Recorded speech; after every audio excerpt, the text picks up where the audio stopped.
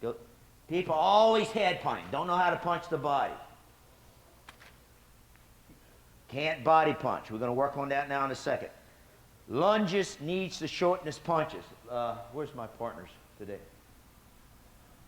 Roy, come here, you sucker. Anytime you guys want to go to Florida on vacation, call him up. Face me. Sometimes people, when they punch, they're kind of going like down on the jab. See, I'm leaning just a little bit. Does everybody see that? And what happens, it slows down my right hand. And so when I throw the right hand, I get one of those flicky things. And because I'm off balance right hand, I can't come back with left hook. So the coach says, shorten up your punches. What the hell does shorten up your punches mean? You know, do I punch like this? You know? No, he doesn't want you off balance at the end of the punch. And when you shorten up your punches, the frequency between the punches becomes faster. When the frequency is faster, he can't see them coming. And if you shorten up your punches, your accuracy is going to improve because you're closer to the target. And the closer your hand is to your body when your punches, the stronger you are.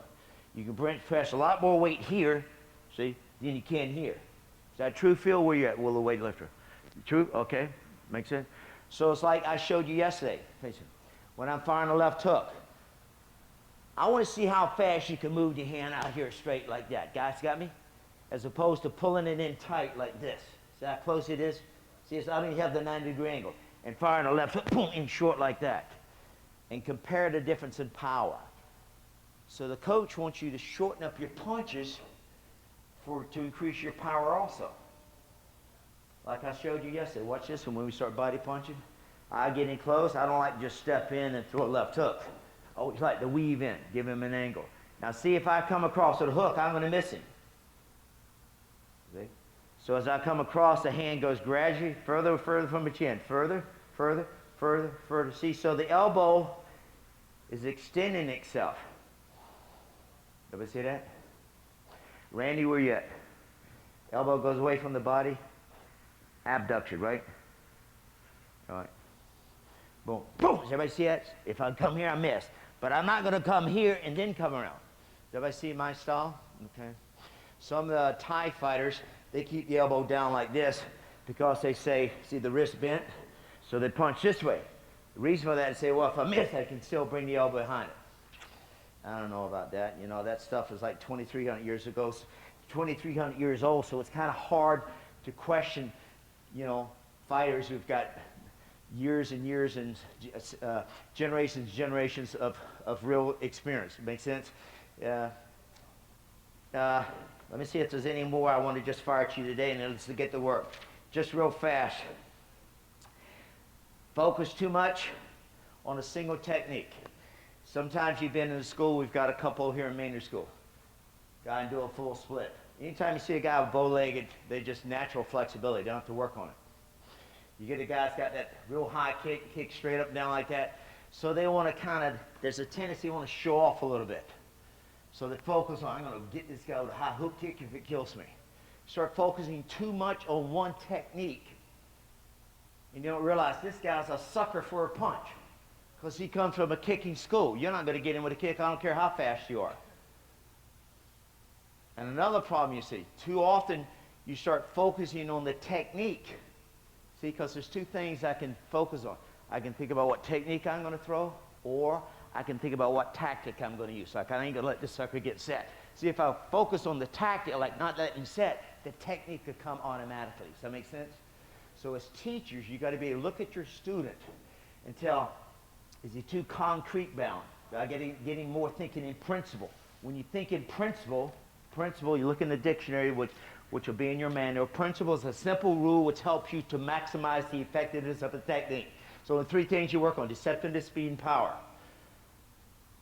So I want to teach the guy what strategy, what game plan to use, and then let the technique come in behind it.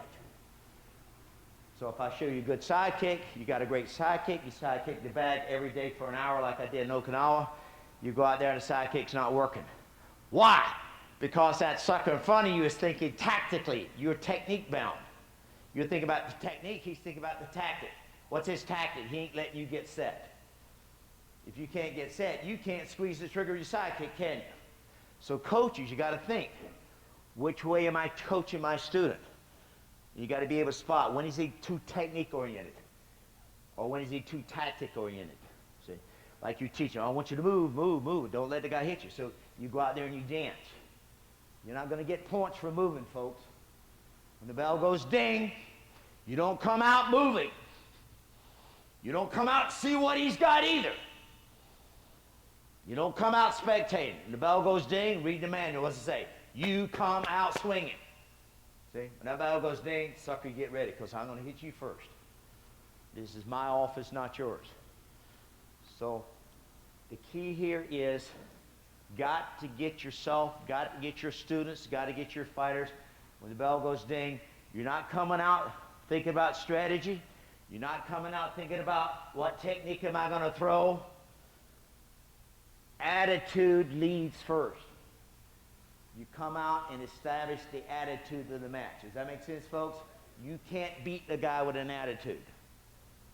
Right? And that's not taught in the martial arts for some reason. You know what I'm saying, Dr. Gee? See? G. See, you didn't catch me, did you? If you guys weren't here last night, G-Y-I is not pronounced gi like a karate gi, G like the letter G. Okay?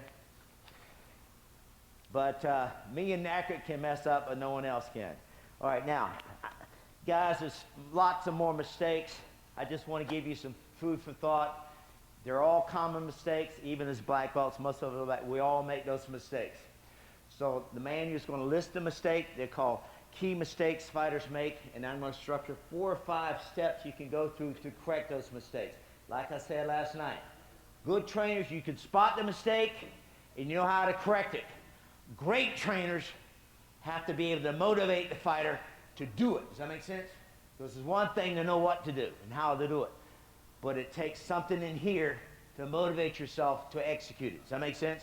That's why I don't think there are many great trainers. We're going to give an award tomorrow night to the Pound for Pound Best Fight Trainer of the Year award. And you'll see what I'm talking about.